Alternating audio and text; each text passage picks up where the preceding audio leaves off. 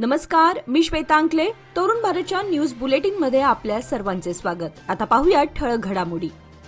प्रयागराज येथे सुरू असलेल्या महाकुंभ मेळ्यासाठी जाणाऱ्या बेळगावातील 4 जणांसह शुक्रवारी सकाळी मध्य प्रदेशातील इंदूरजवळ झालेल्या रस्ते अपघातात मृत्यू झाला आहे. या दुर्दैवी घटनेमुळे पुन्हा एकदा बेळगाव शहर हळहळलं आहे. कुंभमेळ्यातील चेंगराचेंगरीच्या घटनेत 4 जणांचा मृत्यू झाला होता, तर एका भाविकाचा हृदयविकाराने मृत्यू झाला होता. त्यात आता पुन्हा या दुर्दैवी अपघाताने 4 बळी घेतल्यामुळे अवघ्या शहरावर शोककळा पसरली आहे. सदर अपघातात मृत्युमुखी पडलेले 4 जण गणेशपूर येथील रहिवासी असल्याचे बोलले जात आहे. बेळगावातून एक मिनी बस उज्जैनसह प्रयागराज येथे हे भाविक प्रवासाला निघाले, दरम्यान अपघात झाला. भारतीय सैन्याने जम्मू काश्मीरमध्ये मोठी कारवाई केली असून भारतीय सैन्याने 7 पाकिस्तानी घुसखोरांना ठार केलं आहे. यामध्ये 2-3 पाकिस्तानी लष्करी सैनिकांचाही समावेश असल्याचा दावा करण्यात येतोय. ही घटना 4 फेब्रुवारीच्या रात्री घडली. मिळालेल्या माहितीनुसार ही घटना पूंछ जिल्ह्यातील कृष्णा व्हॅलीजवळ घडली. घुसखोरांचा उद्देश भारतीय चौकीला लक्ष्य करणं होता. भारतीय लष्कराच्या जवानांनी पाकिस्तानच्या बॉर्डर अॅक्शन टीमवर हल्ला केलाय. बेळगाव जिल्ह्यातील नागरिकांसाठी जीवनदायिनी असलेल्या हिडकल जलाशयातील पाणी हुबळी धारवाड औद्योगिक वसाहतीला वळवण्याचा सरकारचा प्रस्ताव तत्काळ रद्द करण्यात यावा अशी मागणी जिल्ह्यातील विविध संघटनांनी केली आहे. मात्र येथील स्थानिक लोकप्रतिनिधी यावर कोणतीच भूमिका का घेत नाहीत असा संतप्त सवाल सामाजिक कार्यकर्ते सुजित मुळगुंद यांनी विचारलाय. आमचे पाणी घेऊन जाण्याच्या या निर्णयाच्या विरोधात शहरासोबत जिल्ह्यातील प्रत्येक नागरिकांनी तीव्र विरोध दर्शवला पाहिजे असे देखील त्यांनी आपलं मत व्यक्त केलंय. बेळगाव येथील विश्वेश्वरय्या तांत्रिक विद्यापीठाचा 24वा पदवीदान समारंभ भाग 2 विद्यापीठाच्या ज्ञानसंगम आवारातील डॉक्टर एपीजे अब्दुल कलाम सभागृहात उद्या शनिवार दिनांक 8 रोजी सकाळी 11 वाजता आयोजित करण्यात आला आहे, अशी माहिती कुलगुरू डॉक्टर विद्याशंकर एस यांनी दिली. राज्यपाल थावरचंद गेहलोत हे समारंभाच्या अध्यक्षस्थानी असतील. कन्याकुमारीतील नुरुल इस्लाम सेंटर फॉर हायर एज्युकेशनच्या कुलगुरू व शास्त्रज्ञ डॉक्टर टेसी थॉमस, राज्याचे उच्च शिक्षण मंत्री डॉक्टर MC सुधाकर प्रमुख पाहुणे म्हणून उपस्थित राहणार आहेत. जमखंडी तालुक्यातील चिकपडसलगी येथील कृष्णा नदीमध्ये अनोळखी महिलेचा मृतदेह आढळून आलाय. सदर महिलेचे वय अंदाजे 45 ते 50 असावे. उंची 5 फूट, रंग सावळा आहे. या वर्णनाची व्यक्ती कोणाच्या ओळखीची असल्यास त्यांनी तात्काळ सावळगी पोलीस स्थानकाशी संपर्क साधावा. शहरात गेल्या काही दिवसांपासून कलिंगडाची आवक अधिक प्रमाणात वाढली आहे. त्यामुळे शहरात विविध भागात विक्रेते रस्त्यावर कलिंगडाची विक्री करताना दिसून येत आहेत. तसेच ग्राहकांकडून मागणी वाढल्यानं दररोज आवक देखील मोठ्या प्रमाणात वाढली आहे. कलिंगडासह शहर बाजारपेठेत काही दिवसांपासून सांगली, घटप्रभा आणि अथनी तसेच इतर परिसरातूनही द्राक्षाची मोठ्या प्रमाणात आवक होत आहे.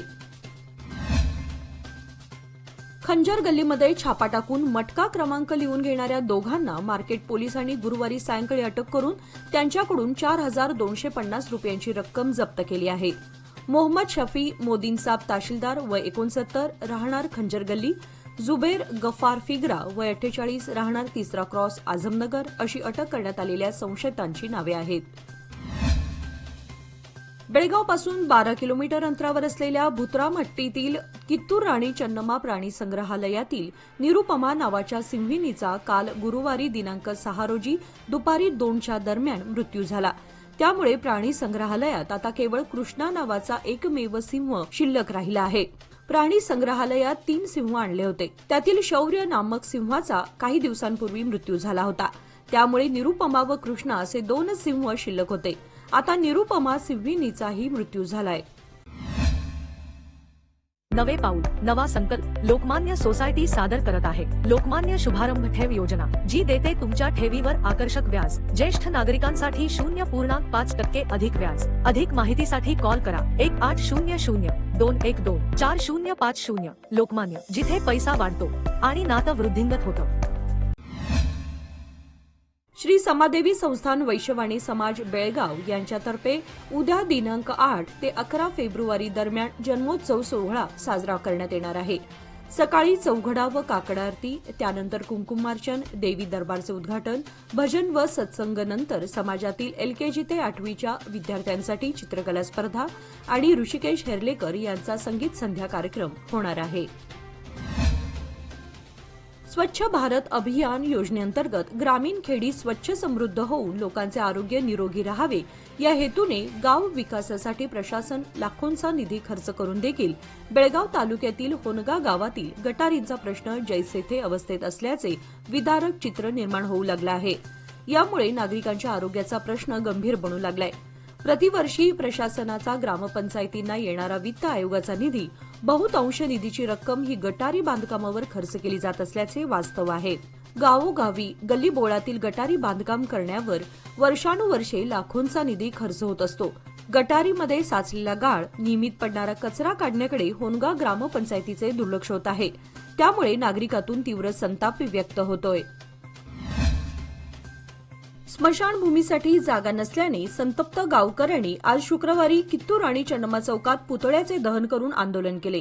बेळगाव तालुक्यातील देवगिरी येथील स्मशानभूमीच्या जागेवर पालकमंत्री सतीश जारकिहोळी यांच्या विशेष फंडातून 75 लाख रुपये खर्चून विकास केला होता. मात्र या स्मशानभूमी जागेवर मालकी हक्क सांगण्यात येत असल्याच्या निषेधार्थ तसेच संबंधित जागा स्मशानभूमीसाठीच राखीव ठेवावी या मागणीसाठी देवगिरी येथील संतप्त गावकऱ्यांनी भव्य मोर्चा काढून निवेदन सादर केले. यावेळी स्मशानभूमी जागेवर मालकी हक्क सांगणाऱ्याच्या प्रतिकृतीचे दहनही करण्यात आले. संबंधित जागेचा वाद मिटवण्यासाठी प्रयत्न करणार असल्याचे पालकमंत्री यांचे विशेष प्रतिनिधी मलगोडा पाटील यांनी सांगितले. यावेळी गावकऱ्यांसह गावातील महिलांची संख्या देखील लक्षणीय होती. बेळगाव जिल्हा पालकमंत्री सतीश जारकिहोळी यांच्या विशेष फंडातून यमकनमर्डी मतदारसंघातील अगसगे गावातील विविध विकास कामांचे भूमिपूजन मलगोडा पाटील यांच्या हस्ते करण्यात आले. अगसगे येथील गावांतर्गत रस्ते, सिमेंट रस्ता, स्मशानभूमीत सुशोभीकरण, लाईट आदी कामांचे भूमिपूजन करण्यात आले.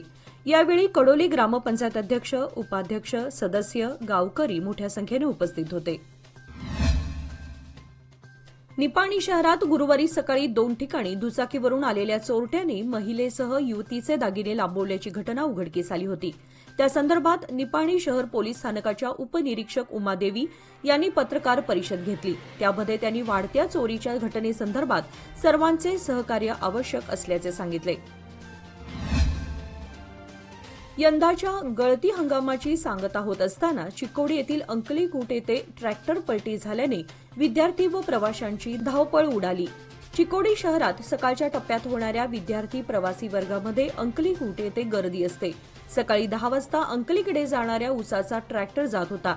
येथील अंकलीकूट येथे ओव्हरलोड असलेला ट्रॅक्टर पलटी झाल्यानं विद्यार्थी भयभीत झाले होते. निपाणी शहरात मॉर्निंग वॉकला गेलेल्या 2 महिलांचे सुमारे 2.5 लाखांचे दागिने चोरट्यांनी लंपास केलेत. याबाबत घटनास्थळावरून समजलेली अधिक माहिती अशी की सदर महिला वीणा विजय सांगावकर वय 45 राहणार प्रगतीनगर निपाणी व वैष्णवी भोसले वय 22 राहणार भोसलेवाडा निपाणी असे सोने चोरीला गेलेल्या महिलेचे व युवतीचे नाव आहे. याचबरोबर आजचे बातमीपत्र इथेच संपले. अधिक माहिती आणि ताज्या घडामोडींसाठी पाहत रहा तरुण भारत न्यूज चॅनल. तसेच आमच्या चॅनलला लाईक, शेअर आणि सबस्क्राईब करायला विसरू नका. आणि विश्वासार्ह बातम्यांसाठी दररोज वाचा दैनिक तरुण भारत. धन्यवाद.